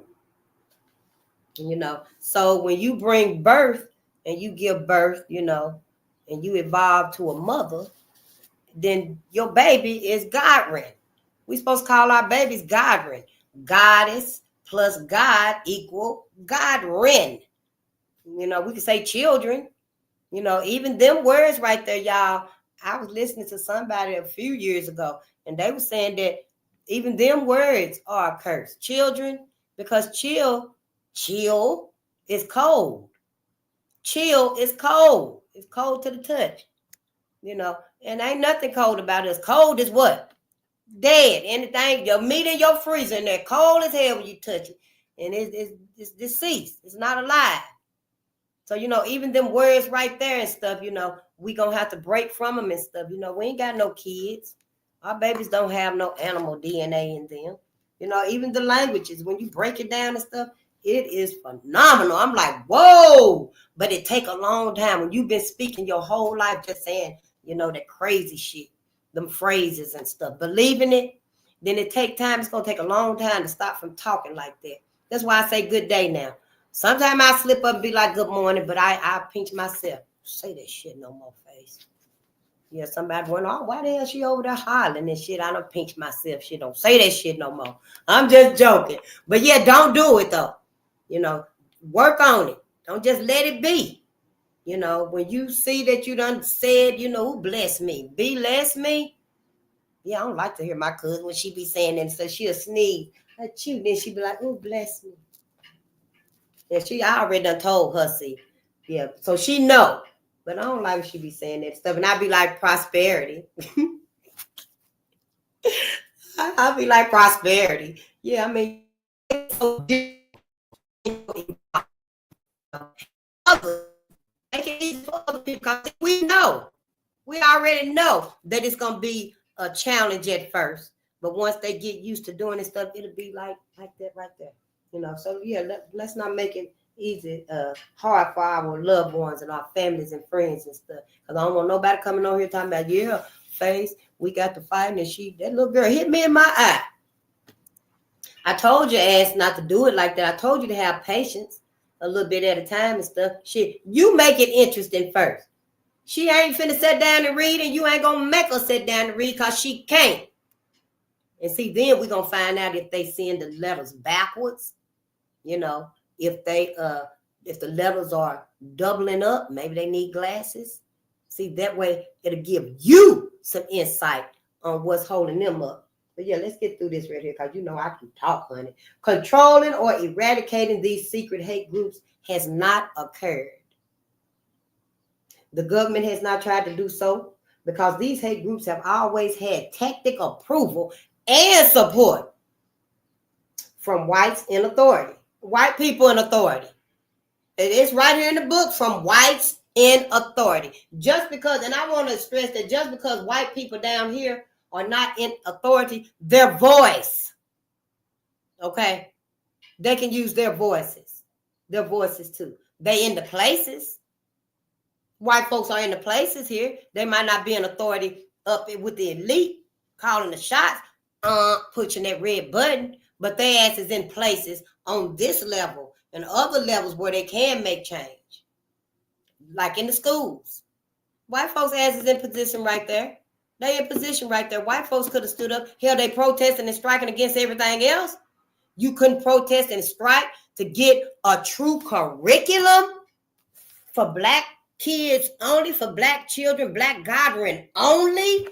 It's black gathering that your ass mistaught, that you're misled. I'm just saying. As far as I'm concerned, that's my opinion. Rarely have members of these terrorist organizations paid a price for all the property, wealth, votes, lives, and hope that they took from black people, that they took from us. Y'all see why our youth out there are so lost? White folks done took everything. You see why our young mothers ain't got no focus. They ain't even got no intuition about the baby. They don't have no mother's intuition about the babies because white folks done stripped everything away from us. I mean, why would sister sit there and the baby just started setting up? Why you gonna set that baby on the edge of that table right there, the edge of the couch? Why? They ain't got the intuition to know that your baby done start rolling. That baby finna be rolling any day now. Why you lay that baby right there on the edge of that couch? Why would you do that? You just yesterday, we all was excited. Oh, she rolled over. But it was just one time. She ain't did it no more. But she rolling over now. She at that age. See, they ain't got no maternal instinct. Because white America done stripped everything away from us. We had the maternal instinct to breastfeed. I'm just saying. That was our maternal instinct, to breastfeed our babies. Now, I only did it with one daughter. I had 3. I only did it with one child for 1 month. And it was so difficult. It was so hard. But I wish, when I have my next baby, I'm going to breastfeed. Yeah. Y'all like, now why FaceTime that baby? Ain't that baby 2 years old now? Still breastfeeding? But I'm just saying. Yeah, they took that from us. We don't have them instincts anymore. So make it good for your young daughter. She finna have a baby and stuff, your niece and stuff, honey. Let her know. Show her all the glories, all the abundance and the prosperity. Oh, honey, yeah, your baby ain't finna get sick from nothing. When you give your baby that natural milk, honey, no. All the kids gonna be wondering, why is this baby don't never get sick? All the kids in school. Oh, you just so awesome and stuff. They can feel the milk doing the nurturing in your baby. Your baby done turned 17, 18, but that breast milk, when you breastfed that baby, they still healthy. They still got the best mindset, the best overall immune system because they got all them nutrients and stuff. See, we don't even know nothing. We don't. We got to start teaching that to us again and stuff. One of my daughters, I think she did breastfeed. Did she? Somebody did. One person did. For 1 month. For 1 month. So, yeah, I got some work to do, too. Because we need to get back to us. We need to get back to loving us our proper way. Because this ain't it. Yeah. Ain't nobody pay no price for nothing. That's what I was saying, y'all. Ain't nobody paid no price for nothing. Ain't been no atonement. Ain't been no reparations, no tangibles, no sincere apologies, nothing to Black America. Only in a few instances have Blacks organized secret, non-social organizations to combat white terrorist organizations. That's where we haven't got together to try to build us up no more. We already know what that's going to do. Yep. To a great degree, meritorious manumission policies impeded Blacks from organizing and maintaining secrecy. Secret organizations such as the Masonic lodges and Greek sororities and fraternities are permitted to exist in Black communities because they are non-Black in origin and social in nature. So yeah, maybe it's a good thing that I didn't go to college and stuff, It all works out for me. I'm where I want to be right now with who I want to be. Yeah, I can't imagine myself being somewhere with other people and not having the personal freedom be an option for me and my people. Oh, no. I feel like that would have been wasting my time. And I probably would have been having a little wealth. I guess they got some wealth. I don't know. They spend all their money like they do. I'm just saying, but yeah, that wasn't ours either, y'all. One of the earliest and truly serious protective organizations was created nearly a century ago. In 1921, Cyril Briggs, CYRILBRIGGS, posted the organization's mission in The Crusader, a Black publication, which said, "The African Blood Brotherhood is essentially a secret organization, though at present engaged in open recruiting in northern states. We organize for the immediate protection purposes and eventual revolutionary liberation in Africa and other countries where Negroes constitute a majority of the population. Although there were numerous religious and social secret societies all over America, this was one of the few known groups that organized to physically protect Black Americans during the race riot periods before and after World War I. The African Blood Brotherhood. What happened to that? What happened to our protection there? I mean, who stole that? Who got that? I just wonder. Which one of the white folks actually shut that down and hid it, so that they would never be known again? You see what they did with the Black Panther Party? Everybody got their model but us. Got their model in a safe, holding it from us. Oh, but they showing it though. Everybody showing it. Yeah, we using the Black Panther Party self-defense plan. Ain't nobody came out and said, hey, it's time for us to teach y'all how to patrol your own communities. No, ain't nobody gonna say that. Shit, are you crazy? I'm just saying, damn, the lies run deep. Yep, it's true. Where the lie? Where's the lie? Yeah, we organized for the immediate protection purposes and eventual revolutionary liberation in Africa and other countries where Negroes constitute a majority of the population. Yeah, although there were numerous religious and social secret societies all over America, this was one of the few known groups that organized to physically protect Black Americans during the race riots. The Brotherhood was a prototype for the Black Panthers of the 1960s. However, the two primary barriers to Black people organizing secret protective organizations has been their unwillingness to confront white terrorism and to value Blackness. That's your problem right there. Yep. Somebody should have been telling these organizations, hey, give us our motherfucking blueprint. You done had it long enough. Your ass done had the Black Panther Party's self-defense plan for a whole, motherfucking 30, 40 years now? 25 years now? Hand it over. Give it to the rightful people so they can use it for our people. Your ass got all the statistics, all the data. You got all the notes, all the numbers. And you ain't using it for nothing. You ain't used it for nothing. You ain't even took one building. I'm not saying ask for a police department in every one of these states and cities and communities, because you know they got a police department in every motherfucking district or however you want to say it and stuff. Ain't nobody you ain't even got to try to go get one.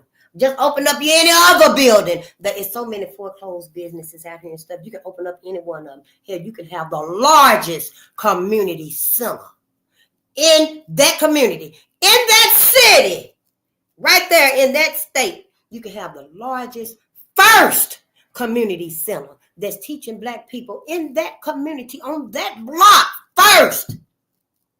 We're finna put in place our very first patrol and protect for our own community. Now they got to go through the 9-point, the Black Panther Party had the 10-point plan. We'll find out though. But yeah, you got to go through the regulations. You know, in the movie Black Panthers and stuff, you know, they were setting up Huey and them and Bobby Seale and them was setting up and they were interviewing people and stuff. Well, is you mentally okay? Is your ass mental? Say it. Is you physically able? How's your spirit? Are you spiritually okay? You know, is you depleted? Is you depressed? You know, you had to go through that. Are you sober? You know, do you like to do anything, you know, that you shouldn't have no business doing? Because, you know, stuff like that, if you know you like to drink and stuff, you know, then, yeah, you're going to have to take care of that first. Because you don't need to be getting the shakes in the middle of patrolling our communities. You can't be out there with the shakes and stuff. You know, you got anything going on. Like, I'm just saying, you know, if you might fall out and faint or something like that. If you know, are you weak stomach? Can you handle going out here? Do you got stamina? Can you be on your feet for a long time? You know, if you know you're going to have to take a rest, a break every 10 minutes and stuff, then we don't need you out here patrolling. We're going to have you in here taking the phone calls and stuff. Yeah, we're going to teach you how to log everything. It's going to be your system. Yep, go and put your name on it. Lego. Yeah, all right, Lego, that's your system right there and stuff. Now, you can organize your data and your statistics and stuff. Here's the template. And this is how you put all of it in here and stuff, you know. Now, you can arrange it how you want to and stuff, but you put it in there correctly because this is the data. I mean, you know, yes. I'm just saying, damn, ain't somebody had some imagination for us? Why it seem like when people got to create and build for us, they'll go all out. People will go all out, making it look like it's what's the uppermost priority. Now, I ain't saying that, you know, my people don't need help with toiletries and diapers and stuff like that, because we do. You know we ain't getting money like that. Stop fucking playing. Stop fucking playing. But see, you also supposed to come out, you know, with them funds. And, you know, people need help with the lights, the gas, the rent. You know, I mean, I'm just saying shit. Hell, shit. Of course, if you setting Pampers out there, everybody finna come and get some Pampers. I'm just saying, you know, yeah. It's just other ways to be more creative that benefits us, that things could be done. and we ain't seen none of it. That's what this is talking about right here. We ain't seen nothing. We ain't seen none of it. You know, people ain't tried to, and you know, we ain't tried to tell them. And people know when you show up that, yeah, oh yeah, make sure we don't want Lego to talk. We don't need Lego to say nothing. Go sit over there with and stuff. You know, now we don't need Face to talk and stuff. We don't want Face to say nothing because it ain't even gonna be about this. It sure ain't. It ain't. If it ain't solutions, it ain't gonna be about that. Why would it? Why would it? You know, it's just disgusting. A black shero, and y'all know who the shero is, Harriet Tubman. This might be our last one, especially if I have to tell y'all about Harriet saving Charles, y'all. Oh, school ain't taught us nothing. Sure ain't. A black shero. Harriet Tubman is a black shero who performed miracles while burdened by a number of handicaps. Every human is born into conditions that they must learn to adapt to and overcome, or otherwise perish. See, you got to evolve. Black America, you must evolve or you're gonna perish. We just discovered, we just discussed why you got to evolve. The old is good, it served its purpose. You know, the old, it served its purpose. That was just the first. It served its purpose. You was able to benefit from it. You flourished because of it. It nourished you. But you got to evolve now. It's another level now. You know, you grow as a baby from rolling to crawling to walking to running, don't you? It's an evolvement. See? Yeah. However, those who are born black have extra burdens that go beyond class, ethnicity, religion, and gender. Black people are forced to bear the burdens and handicapping conditions that are imposed on them simply because of their black skin color. Yet, a few blacks seem to find the strength to overcome their personal limitations, climb the extra mountains, and lead their people to a better place. Harriet Tubman was such a black leader and heroine. Harriet was born into slavery. She was a slave in 1820 and died in Jim Crow semi-slavery in 1913. She died in slavery, was physically free, and then lived the rest of her life in Jim Crow, almost slavery, semi-slavery. As a child in slavery, not only was Harriet overworked and denied an education, but she suffered a physical disability when she was struck in the head by a white overseer while trying to protect another slave. When Harriet was younger, she was at a store, a little grocer or whatever it was, you know, and a slave came through. He was escaping from slavery. He was escaping. Well, she stood in the way, and the cashier or whoever it was, the person that owned it, picked up a bag of sugar and threw it in Harriet and threw it and hit her right there in her face, in her forehead. And since then, she would have fainting spells. Harriet Tubman would. But while she was fainting and stuff, you know, she would be having downloads, visions, uploads, spiritual visions and stuff. Yeah, it almost killed her. Yeah. The blow was so horrific that it fractured her skull and caused lifelong episodes of narcolepsy, where you just fall out. You wherever you at, whatever you're doing, you just fall asleep. That's why you can't drive, you can't cook, you know. If there's a baby around you, a mother and stuff, you know, you always have to have somebody there with you. I'm thinking. Because if you can just fall asleep at any moment, at any time and stuff, you know, yeah. And that's what that did to her when they threw that bag of sugar at her. Just did anything to us. It's a sleep disorder that creates an uncontrollable sense of weakness and illusions. However, her medical disabilities did not weaken her determination to aid the millions of enslaved blacks in the South. That didn't even stop Harriet. Can't nothing stop you when you wake up and you know that's your purpose, to inspire and motivate your people to help save your people, heal your people, prolong your people. You here to evolve your people. It ain't nothing that can be done on this side of the afterlife that should keep you from it.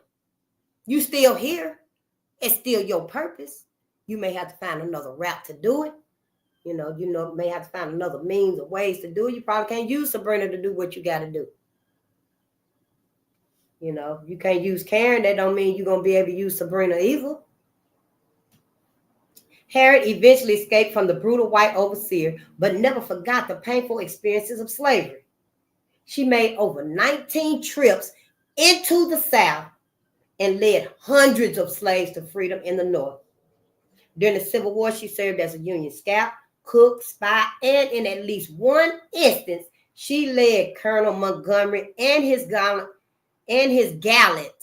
band of 300 black soldiers in a raiding party along the Combahee River in South Carolina. Let me read that one more time. During the Civil War, Harriet Tubman served as a Union scout, a cook, a spy, and in at least one instance, at least one time, y'all, Harriet led Colonel Montgomery. She led them and his band of 300 black soldiers. Harriet in front of black men. And they let her. They let her. She led them, y'all, in a raiding party along the Combahee River in South Carolina. So you see how we need each other. How we need each other, the black man and the black woman. And see, we were willing. We were willing this time to let Kamala lead us away from this, the Sophia, the robots, the humanoid robots. White America, white men, white women couldn't stand to let, that woman of color, whatever she is, y'all. I know everybody was in an uproar because she ain't black. But hey, she would at least been able to give you another day to fight. All you had to say, get them damn chips off of me. I don't want no motherfucking chip in my hand, my head, my back, or my ass. But now your ass got to be telling Sophia, no, let me go, Sophia. But it's a robot. You can't reason with robots, just like you can't reason with white folks. We couldn't reason. Do you know how much our ancestors pleaded and begged? Please don't do this to me. Please do not do that to me.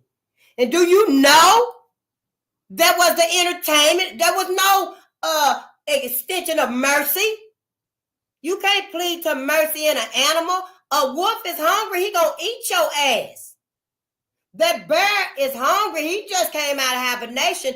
You can't reason with that bear and say, don't eat me, please. Let me go and get you some chicken. That ain't gonna work. So yeah, Black America, yeah, it's time to wake your ass up, honey. I don't know about you, but honey, ain't nobody putting me back to sleep no more. No. I don't care who it is. We finna talk about it. To heal my people. If healing black people ain't on your mind and your agenda, then you ain't got no business around me. Around face, you ain't got no business around me. If to hear my ancestors, any one of them, if to hear Malcolm X, Khalid Muhammad, to hear anybody's voice, anybody's name, yeah, I know. Sometimes I be talking about them, and I swear, y'all, I can hear their voice.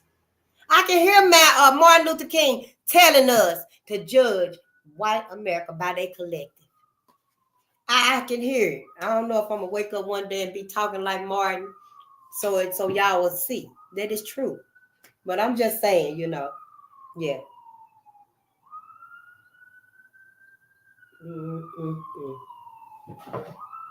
We almost done, y'all. I ain't even gonna tell the story.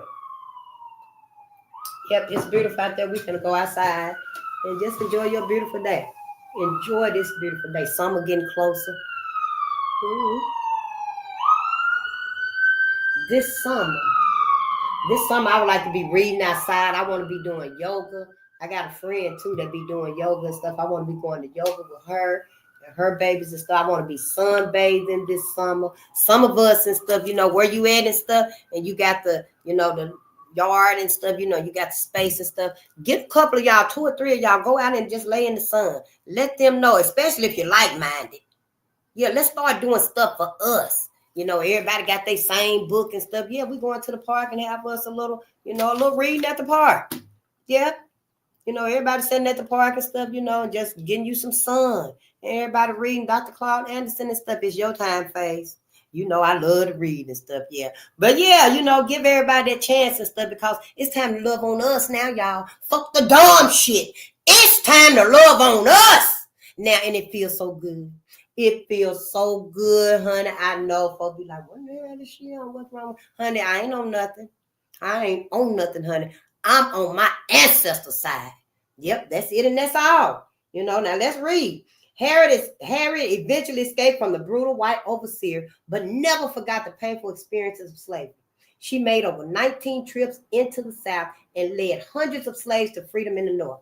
During the Civil War, she served as a Union scout, cook, spy, and in at least one instance, she led Colonel Montgomery and his gallant band of 300 black soldiers in a raiding party along the Combahee River in South Carolina. I can see that right now.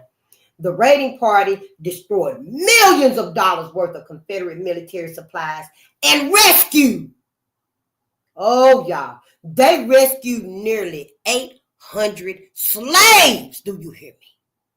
Do you hear me? That's the power.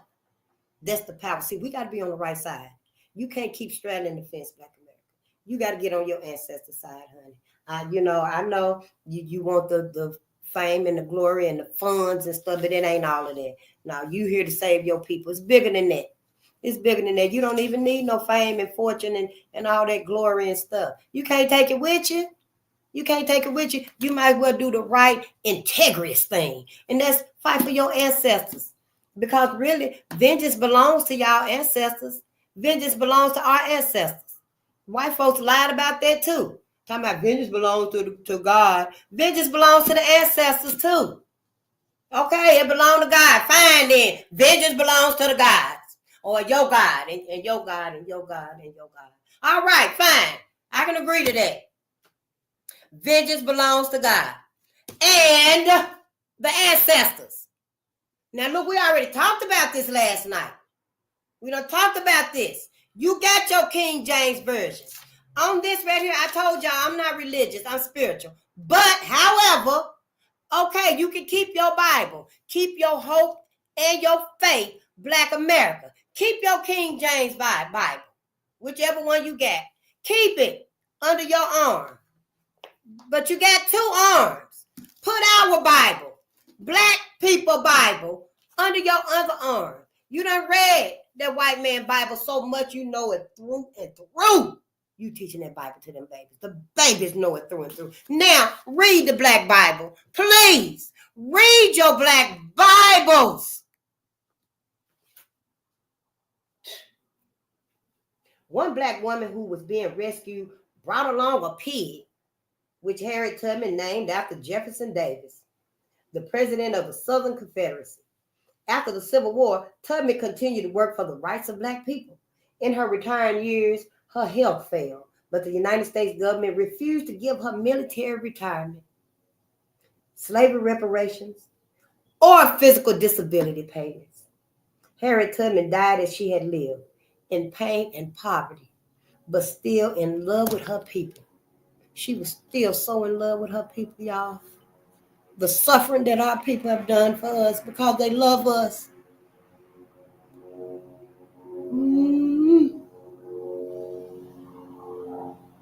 Yeah, let's get us some goodness and some gratitude. I'm going to just turn this page down right here because we're going to go back to that right there. Harriet Tubman. Yeah. And then they're going to teach us that Harriet saved 300 slaves. That was 800 right there with the guys. She saved them. It was Harriet leading the way that saved everybody. Imagine if somebody else had been leading the 300 soldiers, had been leading Colonel Montgomery and his army of 300 Black soldiers. Let me see so I can get this right. Imagine if anyone other than Harriet had been leading. It possibly could have been a whole nother outcome. It said right here, she led Colonel Montgomery and his gallant band of 300 Black soldiers. So see, that was what, 1,100 right there. And that wasn't even counting Charles Nails, Nales, Nalles. I think I was spelling it wrong. I think I was spelling Nailles, but it's Nalles. When she was in Troy, New York. Because this right here says South Carolina. But see, Harry was visiting her cousin in Troy, New York, when they saw Charles Nails. He had escaped from slavery too. And he had already escaped. He was working 10 so years for a family, driving for them and stuff. Everybody loved him. Everybody knew him. He was trustworthy, dependent. Harry was visiting her cousin. And Charles couldn't read or write. He was illiterate. But he got some help from someone. And that person found out that Charles was an escaped slave. So he sent word back down south to Charles' master and told him where Charles was at. So the master sent some people up there to get him. And Harry was visiting her cousin in Troy, New York. When Harry knew it, because when Charles didn't come back, he went to get some bread for the family. But when he didn't come back, they got worried, wondering where's Charles at and stuff, But Harry was going to the town square with her cousin. So all the people, they got word that, somebody must have ran up and said, they got Charles. They done caught him. Or maybe they just instinctively knew Charles must have got caught or he would have came back.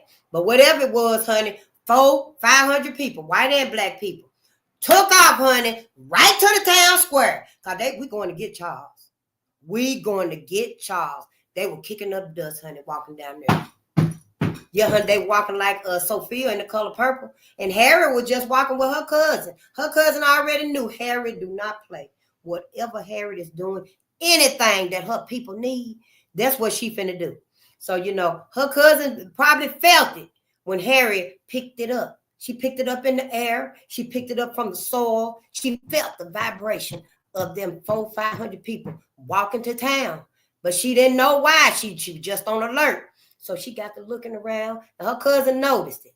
We ain't going to get no berries today. We ain't going to be able to shop today and stuff, but this is business. So her cousin already knew, step your ass out the way. Get your ass out, go back home.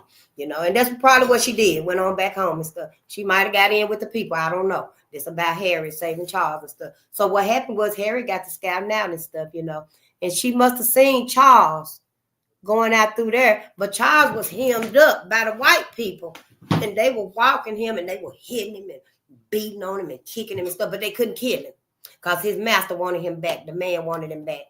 So, but they were telling him, we sure wish we could get our hands on you. But now, then they spit that tobacco out and stuff. Your master wants you back. Yeah, he got a lesson to teach the rest of you, And so, yeah, Charles couldn't do nothing, and Harry seen him, and she already knew she was going over there. Yeah, cousin just fell back.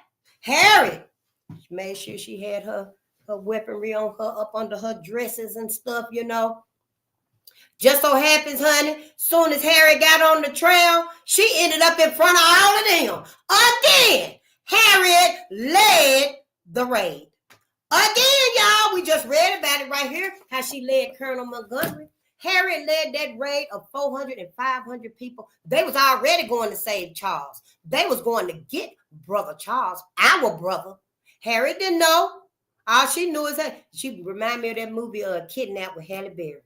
When she got off the road and stuff, then all of a sudden she got back on the road, on the freeway and stuff, so she could stay behind that car. They had kidnapped her son and stuff. Oh, honey, soon as Harriet got on the path, she was in front of all them people. Hundreds of people, honey, and they knew where she was going. They could tell by her walk, by her focus where she was going, that, she going to get him too. But they didn't know who Harriet was and stuff, honey. They all just fell in step. They all just fell in step, honey, and their eyes was on Charles. Harriet had already picked out everybody. Soon as she seen them through them trees, and she seen poor Charles hemmed up in the middle and stuff, she seen them jabbing on him and stuff, she was mad. Harriet was mad. Honey, they got up there. Once they got up on him and stuff, they ended up behind Charles now. Harriet and them ended up right behind Charles now. The people were behind Harriet. So what Harriet did was, honey, she wedged her way in between them guards, honey, and she latched on to Charles. Yeah, they started kicking her and beating her and stuff, trying to heal and stuff. She elbowing motherfuckers and kicking motherfuckers. But she held on to Charles, though. And she was telling him, my brother, we here with you. You ain't gonna die today. You just keep your eyes on the prize because everybody else is. We finna save you today. But she was agitated while she was talking to him. And poor Charles didn't know what was happening. He was already scared. He already knew what would happen. He had spent them 10, 11 years, y'all, scared for his life that somebody was gonna find him out. But once he wrote that letter and stuff, he thought that time done passed. I could trust this person, but when it happened and they called him and stuff, you can't even imagine what went through his head and stuff. But, then all of a sudden, this little short black lady was here. She was a little, Harry was short. I think Soldier the Truth was short too. And he was like, who is this little strong black lady, this sister right here? He couldn't hardly see because his eyes was just tearing up so much. He couldn't even hardly breathe. It was just them jerking him like that right there that kept, breath coming out of him, So Harry was agitating with the guards and stuff. Then the guard accidentally loosened up on Charles. Honey, Charles took out through the back, right between all them people now. Now there's your Red Sea. That's your Red Sea, Black America. What happened was, soon as Harry got to agitating, they let go of Charles and stuff. Then they automatically start beating on Harry because Charles got away, honey. He turned around and flew through all them people, honey. People opened up and let Charles run through. And then they closed back up. That's how Charles was able to get to the river. It was a river on the side right there. Charles was able to get on one of them boats, y'all, go across the river on the other side. It wasn't that far. It was a little small river, but he got on that little boat, honey. He went over to the other side. Now, the people on the other side, they knew they could look across the river over there. And, it's something going on over there. Must be a nigger. Because, see, white folks knew when white folks was doing some shit, it didn't cause no big uproar like that. Yeah, such and such beat up such and such. White on white crime and shit like that. Yeah, but it's hush hush. We took care of that. Now shut up about it. But when it's black people, white folks automatically knew. Yeah, a nigger's on the run. So, they were waiting on it. They saw the boat coming over there and stuff.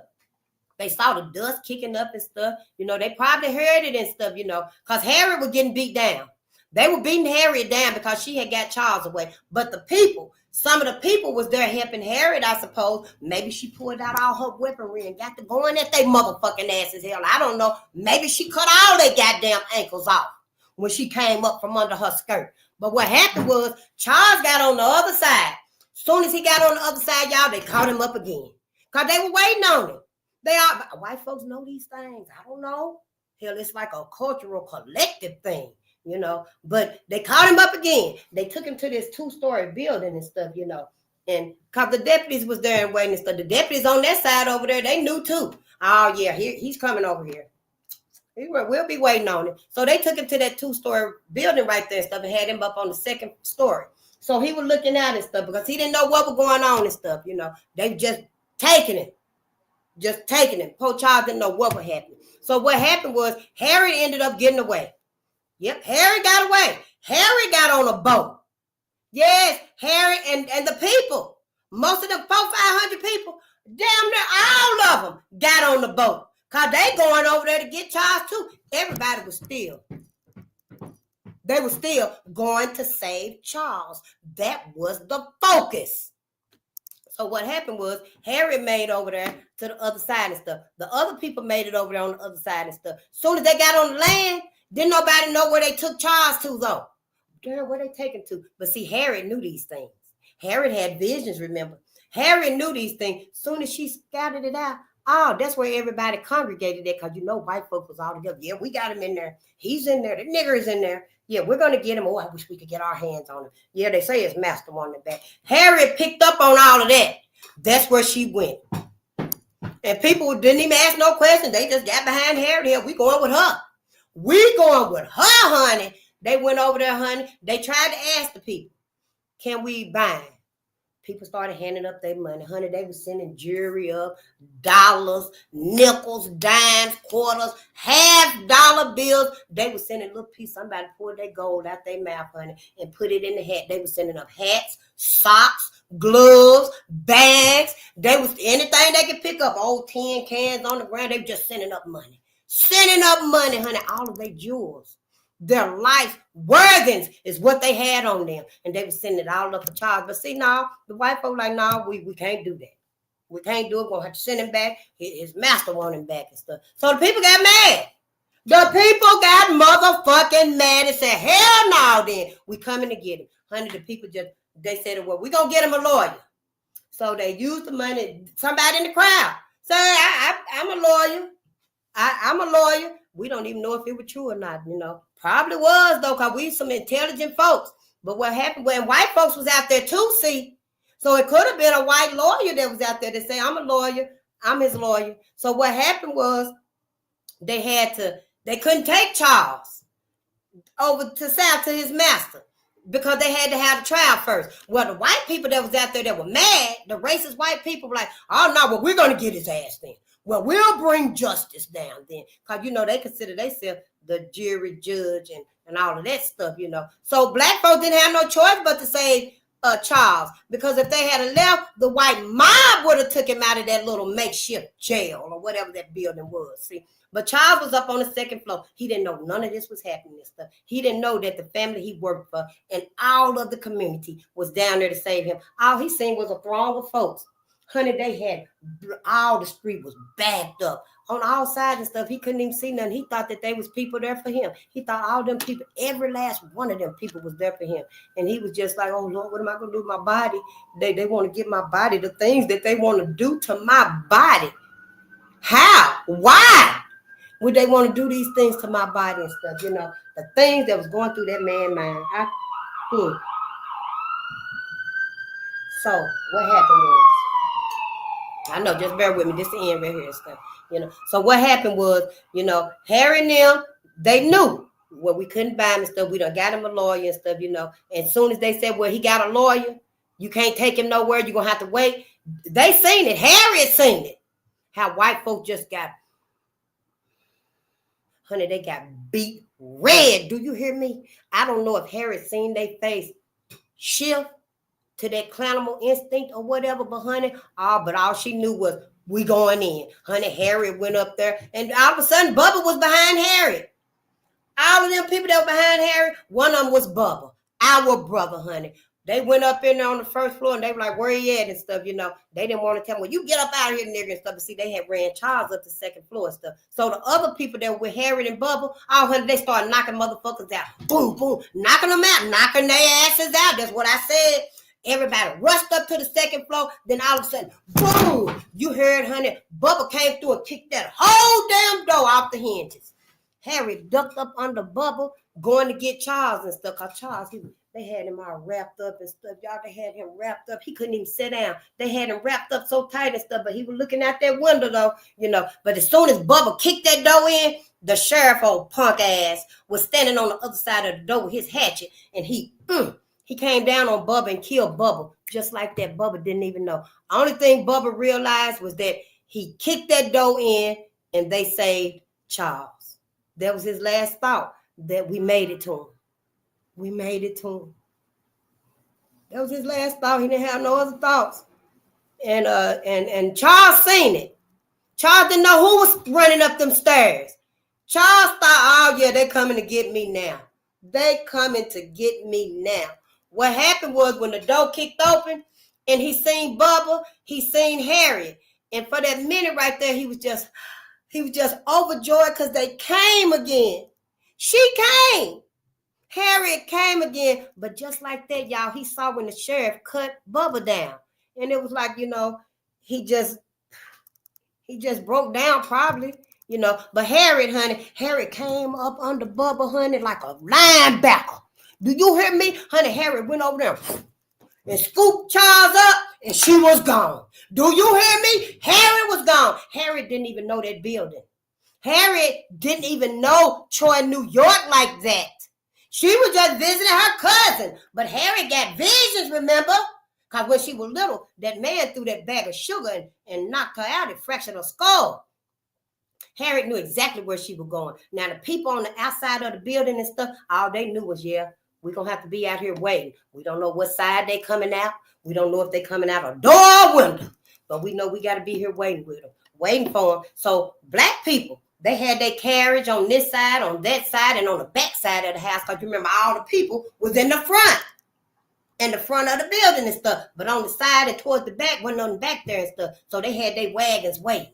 So when Harriet came through, honey, Harriet knew exactly where she was going through that house, honey. Harriet was coming through there. Poor Charles was just bouncing on her shoulder and stuff, y'all. He was just crying and stuff, you know. He didn't know what to do. He was still wrapped up because they had all that rope around him and stuff, you know.